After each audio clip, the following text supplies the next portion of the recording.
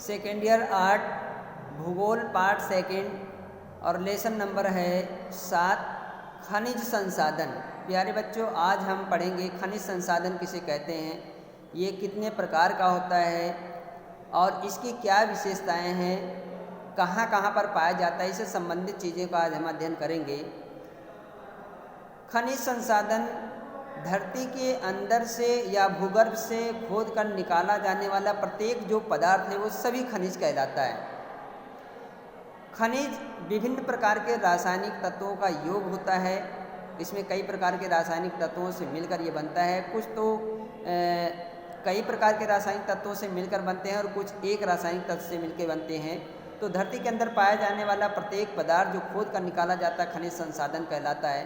जैसे लोहा, कोयला, प्राकृतिक गैस, खनिज तेल, अभ्रक, एल्युमिनियम, मैग्नीज, तांबा, जस्ता, सोना, ये सारे क्या हैं, खनिज कहलाते हैं। जो खनिज होते हैं वो रासायनिक तत्वों से मिलकर बनते हैं। कुछ खनिज कई रासायनिक तत्वों से मिलकर बनते हैं और कुछ खनिज जो होता है वो एक ही रासायनिक तत्व से मिलकर बनता है। आज तक धरती से लगभग 2000 खनिजों का पता वैज्ञानिकों ने लगा लिया है। हमारे भारत में कई संस्थाएं हैं जो खनिज का पता लगाने का कार्य करती हैं। जैसे GSI geological survey of India, ये जो है खनिज के क्षेत्र में कार्य कर रही है। इसके बाद HCL हिंदुस्तान कॉपर लिमिटेड, ये जो है इसके में काम कर रही है। ONGC oil and natural gas corporation, ये काम कर रही है। और IBM Indian bureau of mines, ये कुछ संस्थाएं, महत्वपूर्ण संस्थाएं हैं जो खनिज का पता लगाती हैं।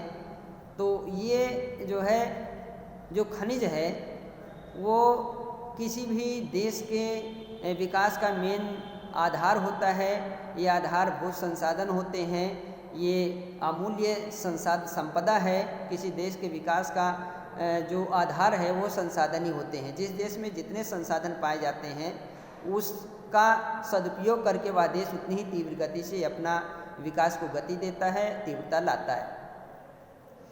तो आइए देखते हैं इसमें खनिज धरातल अथवा भूगर्भ से खोद कर प्राप्त की जाने वाली वस्तु खनिज कहलाती है। खनिज प्राकृतिक रूप से मिलने वाले कार्बनिक और अकार्बनिक उत्पत्ति वाले पदार्थ होते हैं जिनकी अपनी एक परमाणुविक संरचना, निश्चित रासायनिक संगठन तथा भौतिक गुणधर्म होते हैं। ये मैंने आपको बता दिया। जो खनिज का वर्गीकरण देखते हैं। खनिज को 2 भागों में बांटा गया है। जो खनिज हैं वो 2 प्रकार के धरती के अंदर से पाए जाते हैं। पहला है धात्विक खनिज और दूसरा है अधात्विक खनिज। धात्विक खनिज यानी जिसमें जो धातुएं होती हैं, जिसमें धातु से बनी है, यानी मेटालिक मिनरल्स, और दूसरा है अधात्विक खनिज, अनमेटालिक मिनरल्स। ये 2 प्रकार के खनिज धरती के अंदर पाए जाते हैं। तो जो धात्विक खनिज है, मेटालिक मिनरल्स है, वो भी 2 प्रकार की होती है। पहला इसमें है लौह खनिज और दूसरा है अलौह खनिज। यानी लौह खनिज जिसमें लोहे का अंश पाया जाता है, जैसे लोहा, मैग्नीज, टंगस्टन, निकिल, ये लोहे इसके अंश इसमें पाए जाते हैं, जिसे लौह खनिज कहा जाता है। और दूसरा इसमें धात्विक खनिज में अलौह खनिज होता है। तो अलौह खनिज में तांबा, बॉक्साइट, सोना, चांदी और टीन, जस्ता, ये क्या होते हैं, अलौह खनिज होते हैं। तो ये 2 खनिज जो धात्विक खनिज हैं 2 प्रकार के हो गए, लौह खनिज और अलौह खनिज। फिर इसमें देखिए दूसरा इसमें हमारा है अधात्विक खनिज, जिसमें धातुएं नहीं पाई जाती हैं। ये भी 2 प्रकार की होती है, ईंधन खनिज और अन्य खनिज। तो ईंधन जो खनिज है उसमें कोयला है, प्राकृतिक गैस है, पेट्रोलियम है, खनिज तेल है, ये हमारी आधात्विक खनिज है। और अन्य आधात्विक जो खनिज है इसमें चूना है, अभ्रक है, और जो है इसमें जिप्सम है, गंधक है, ये क्या हो गए, हमारे अधात्विक खनिज होते हैं। तो खनिज धरती के अंदर 2 प्रकार के हो गए, धात्विक खनिज और अधात्विक खनिज। ये 2 प्रकार के खनिज धरती के अंदर पाए जाते हैं। अब आइए देखते हैं धातुओं जो खनिज संसाधन है इसकी क्या विशेषता है, इसका क्या महत्व है, तो देख लेते हैं। खनिजों का वितरण असमान पाया जाता है। यानी जो खनिज हैं ये सभी जगह एक समान नहीं पाए जाते हैं। कहीं पर लोहा पाया जाता है, कहीं पे कोयला पाया जाता है, कहीं पे खनिज तेल पाया जाता है, कहीं पर जो है मैग्नीज पाया जाता है, कहीं बॉक्साइट पाया जाता है। तो ये जो वितरण है अभ्रक है, मतलब ये धरती के अंदर हर जगह समान नहीं पाए जाते, कुछ क्षेत्रों में पाए जाते हैं। कहीं पर कोयला पाया जाता है, कहीं खनिज तेल पाया जाता है, ये असमान पाए जाते हैं। खनिजों की गुणवत्ता व मात्रा में प्रतिलोमी संबंध पाया जाता है। खनिजों की जो गुणवत्ता होती है और जो मात्रा होती है, प्रतिलोमी संबंध यानी विपरीत संबंध पाया जाता है। खनिज 2 या 2 से अधिक रासायनिक तत्वों से मिलकर बना होता है। जो खनिज होते हैं वो 2 या 2 से अधिक रासायनिक तत्वों से मिलकर बनते हैं। यानी कुछ खनिज ऐसे होते हैं जिसमें कई प्रकार के रासायनिक तत्व पाए जाते हैं, और कुछ खनिज ऐसे होते हैं जिसमें एक ही रासायनिक तत्व पाया जाता है। तो ये हो गया खनिज की तीसरी विशेषता है, खनिज 2 या 2 से अधिक रासायनिक तत्वों से मिलकर बनते हैं। इसके बाद देखिए नेक्स्ट पॉइंट हमारा है, कुछ खनिज एक ही तत्व से मिलकर बने होते हैं, जैसे सोना, तांबा, सीसा, ये एक ही खनिज जो तत्व से मिलकर बनते हैं। नेक्स्ट है, पृथ्वी के आंतरिक भाग में पाया जाने वाला मैग्मा सभी खनिजों का मूल स्रोत है। मैग्मा के ठंडा होने पर ही खनिजों के क्रिस्टल बनने लगते हैं। देखिए धरती के अंदर मैग्मा पाया जाता है, क्योंकि धरती के अंदर अतल गहराई में जाने पर प्रति 32 मीटर गहराई पर 1 डिग्री सेंटीग्रेड तापमान बढ़ जाता है। तो ऐसे अतल गहराई में जाएंगे तो धरती के अंदर क्या हो जाता है, तापमान बहुत ज़्यादा बढ़ जाता है। तो तापमान बढ़ने के कारण क्या होती है, वहाँ की सैलें जो है अधिक तापमान के कारण क्या होता है, हाई टेम्परेचर के कारण सैलें पिघल जाती है, तरल अवस्था में हो जाती है। तो तरल अवस्था में जो सैल पाई जाती है उसी को मैग्मा कहते हैं। और वही मैग्मा क्या होता है, ज्वालामुखी विस्फोट के साथ बाहर निकलता है, जो लावा कहलाता है। तो धरती के अंदर जो मैग्मा होता है, जो बिल्कुल हाई टेम्परेचर में पिघला रहता है, तो वो क्या करता है, वो धरती के अंदर की जो सैलें होती हैं उन्हीं में क्या करता है, उनके रूप में परिवर्तित कर देता है, उनके रूप को बदल देता है। लेकिन ये जो परिवर्तन होता है हजारों साल में, लाखों साल में होता है, इतनी जल्दी से नहीं होता है। तो इस प्रकार से धरती के अंदर का जो तापमान है, जो दबाव है, उनके कारण ही रासायनिक परिवर्तन होकर विभिन्न प्रकार की क्या होती है, खनिजों का निर्माण होता है।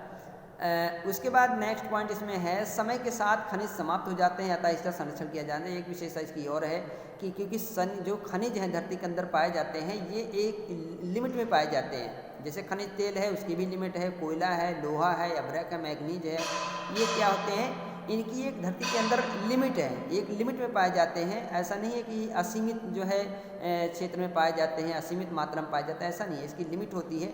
तो इसका जितनी तेज जो है गति से हम दोहन करेंगे, जितना ज़्यादा इनका हम जो है खनिज संसाधनों को निकालेंगे, तो क्या होते हैं, एक समय ऐसा है इसका कि ये जो है समाप्त हो जाता है, निकालने पे समाप्त हो जाएगा अगर इसी तरह से निकलता रहा।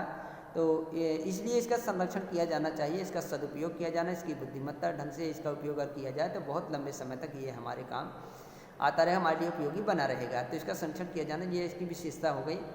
फिर आइए देखते हैं भारत में खनिजों का वितरण, डिस्ट्रीब्यूशन, कहाँ कहाँ पर खनिज पाए जाते हैं। जैसा कि आप जानते हैं भारत में जो प्राचीन जो है भारत की जो भौतिक संरचना है, वो उत्तर का हिमालय पर्वतीय भाग है, गंगा यमुना का विशाल मैदान है, दक्षिण का पठार है, समुद्र तटीय क्षेत्र है, और मरुस्थलीय क्षेत्र है, द्वीपीय क्षेत्र है। ये भारत को प्राकृतिक दृष्टि से 5-6 भागों में डिवाइड किया गया है। तो इसमें जो प्रायद्वीपीय भाग है, जो दक्षिण का पठार है, वो सबसे प्राचीन भूखंड है। हिमालय पर्वत की रचना आज से 15 करोड़ साल पहले बनी हुई है, लेकिन जो दक्षिण का पठार है वो हिमालय पर्वत से भी पहले का बना हुआ है। तो ये सबसे जो प्राचीन भूखंड है, उसी प्राचीन भूखंड में जो खनिज संसाधनों का विपुल भंडार हमारे देश में पाया जाता है। तो अब आइए देख लेते हैं भारत के किन क्षेत्रों में जो ये खनिज पाए जाते हैं। तो भारत में खनिज जो हैं उसकी मुख्यतः 3 विस्तृत पेटियां भारत में पाई जाती है। पहला है उत्तर पूर्वी प्रदेश। भारत का उत्तर पूर्वी जो प्रदेश है, छोटा नागपुर जो झारखंड में पाया जाता है। छोटा नागपुर आपने पहले पढ़ा होगा, पहले बहुत ही बीहड़ और वीरान क्षेत्र था, लेकिन यहाँ पर खनिज संसाधन के कारण आज बहुत जो है ये हाई डेवलप एरिया हो गया है। यहाँ पे सड़कें, नगर, हर चीज़ का विकास हो गया है, शहर बन गए हैं। तो छोटा नागपुर का जो पठार है झारखंड में है, ये उड़ीसा का पठार, पश्चिम बंगाल तथा छत्तीसगढ़, ये उत्तर पूर्वी प्रदेश ऐसे हैं जहाँ खनिज संसाधन सबसे ज़्यादा पाए जाते हैं, वो लोहा, कोयला, अभ्रक वगैरह।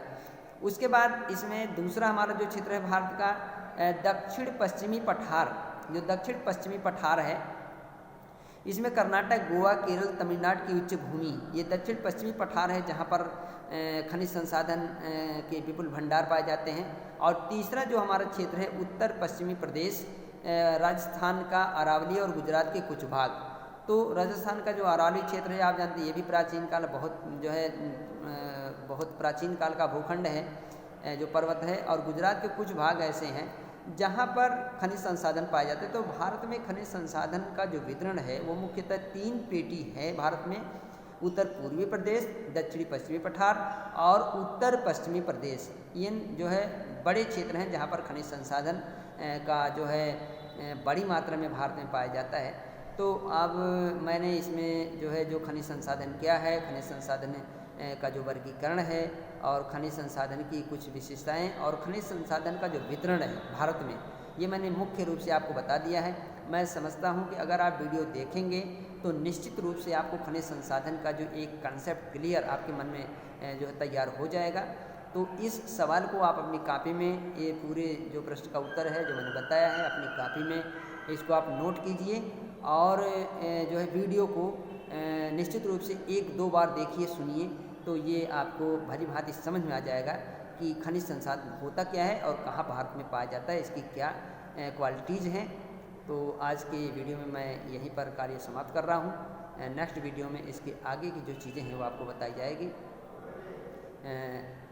Thank you very much.